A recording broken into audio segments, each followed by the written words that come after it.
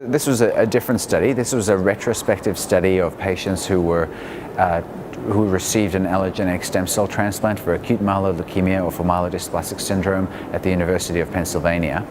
The study was inspired by several recent publications where people are trying to look at various measures of minimal residual disease testing in AML, predominantly AML, and to try and decide whether the eradication of, or the lack of detectability of mutations that are associated with AML has any prognostic features or prognostic value.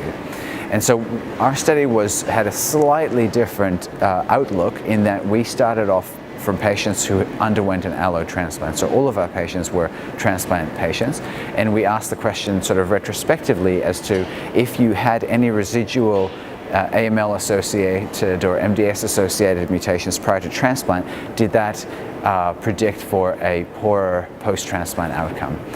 Within the bounds of a reasonably small patient cohort and therefore relatively limited statistical power, what we found is that after transplant, whether you had or did not have residual mutations, you were in a complete response morphologically, but you had residual AML-associated mutations, didn't mean that you had a worse prognosis.